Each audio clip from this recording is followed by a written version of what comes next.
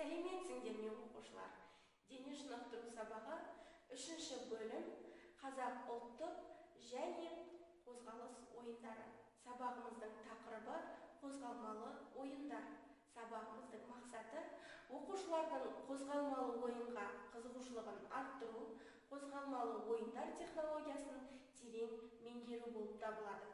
Күтілетін нәтиже денсаулықты нығайтуға ықпал ететін дене жаттығуларын орындау кезінде қиындықтар мен тәуекелді еңсеру үшін тиісті реакцияларды таңдау және қолдану. Қанекей балалар, сабағымызды бастамастан бұрын барлығымыз бірге қауіпсіздік ережесін сақтай отырып, жалпы дамыту жаттығуларын бастаймыз. Сәлеметсіздер ме достар? Бәріңіз де мықты, сау және төзімді болғыларың келеді. Ол үшін не қажет? Әрине жаттығу. Мен қазір бір қатар жаттығуларды көрсетемін. Олар әрдайым шырақ болуға көмектеседі. Ал бастайық. Барлық жаттығуларды 4-5 рет қайталауға болады. Көзге жаттығу жасайық. Бас қозғалмауы тиіс. 1 дегенде солға қарайсыз, 2 дегенде оңға қарайсыз, 3 дегенде жоғары, 4 дегенде төмен қарайсыз. 1, 2, 3, 4, 1, 2, 3, 4. Аяқтың арасын кен ашып тұрыңыз. Қолды белге қойыңыз. Басты оңға солға, артқа бұрып еңкейтеміз. 1, 2, 3, 4. 1, 2, 3, 4. 1, 2, 3, 4. 1, 2, 3, 4. Аяқтың арасын кен ашып тұрыңыз. Сол қолды жоғары, оң қолды төмен түсіріп, артқа алға қарай сермеңіз. 1, 2, 1, 2, 1, 2, 1, 2, 1, 2. Жүзу жаттығуы. Жүзген сияқты қолыңызды сермеңіз. Бұл иығы пен қолды жаттықтырып, омыртқаны түзейді. 1, 2, 1, 2, 1, 2, 1, 2. Екі жаққа қарай иілуді орындаймыз. Оң қолды жоғары көтеріп, солға қарай созыламыз. Қолды ауыстырып, оңға созыламыз. 1, 2, 3, 4. 1, 2, 3, 4. Аяқтың арасын кен ашып тұрыңыз. Қол екі жаққа созылған. Денені оңға және солға бұрамыз. 1, 2, 3, 4. 1, 2, 3, 4. 1, 2. Аяқтың арасын кен ашып тұрыңыз. Қолды аяқтың ұшына тигізуге тырысып, алға артқа еңкейіп шалқаямыз. 1, 2, 3, 4. 1, 2, 3, 4. 1, 2.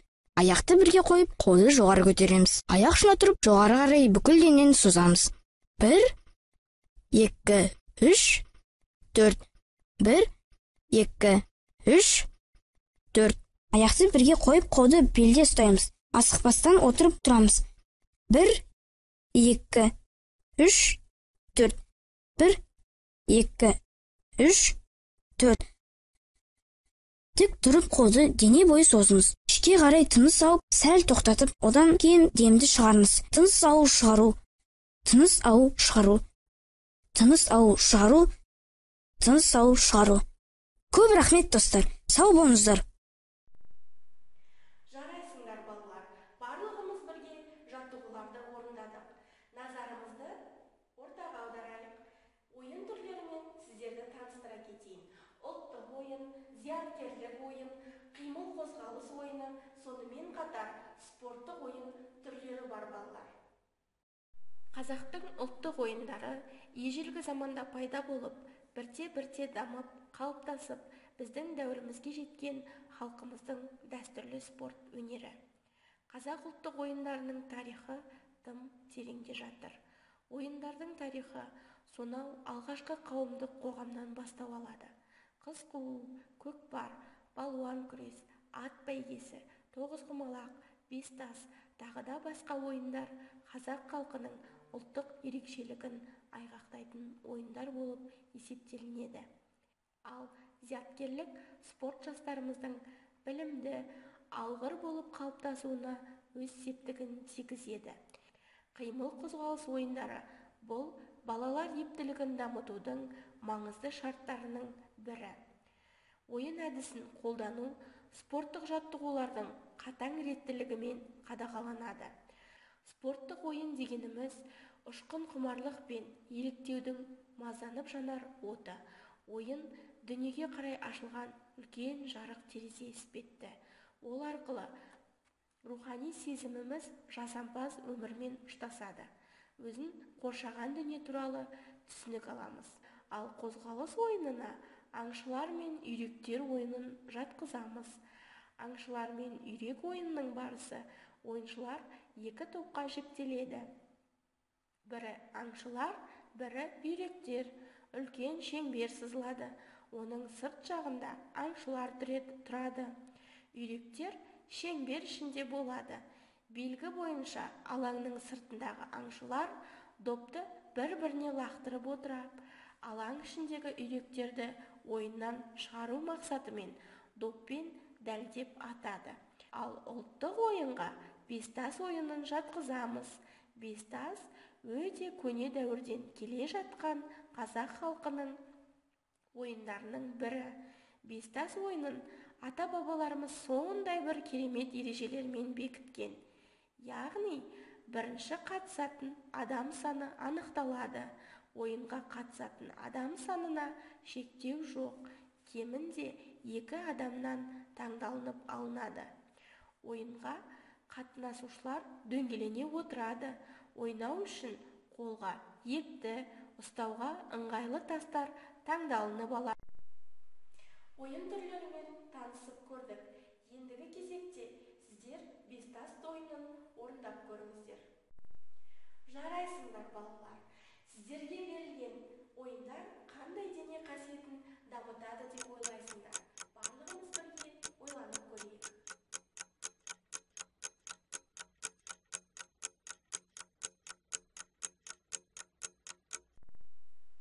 Жарайсыңдар балалар. Дене қасиетін ептілік, икемділік, төзімділік және шапшаңдылық дамытады екен. Жарайсыңдар балалар. Сіздерге келесі тапсырманы назарларыңызға ұсынамын. Сіздерге сәйкестендіру кестесі берілген. Ойын түрлерін бірге сәйкестендіріп көрейік. Жарайсыңдар балалар. Дұрыс жауабын барлығымыз бірге тексеріп көрейік. Ұлттық ойын түрлеріне асық ату, бестас ойыны жатады. Зияткерлік ойын түріне тоғызқұмалақ, шахмат түрлері жатады. Қимыл қозғалыс ойынына аңшы мен үйрек, қарлығаш пен қаршыға жатса, спорттық ойынға баскетбол және волейбол түрлері жатады екен. Тамаша балалар. Олай болса, ойын ол адамның шығармашылық қабілетін оятады. Ойынсыз ақыл, қалыпты даму да жоқ. Ол баланың рухани сезімі мен өзінің қоршаған ортаны тануы туралы түсінік береді. Ойын дегеніміз тынысы кең, алысқа меңзейтін, ойдан ойға жетелейтін, адамға қиял мен қанат бітіретін ғажайып нәрсе. Ойын ақыл ой жетекшісі, денсаулық кепілі, өмір тынысы. Олай болса балалар, сіздерге үйге берілетін тапсырма доппен ойналатын жаттығуларды 1-2 минуттық видео немесе суретке түсіру болып табылады. Балалар, осымен біздің бүгінгі сабағымыз аяқталды. Сау болыңыздар.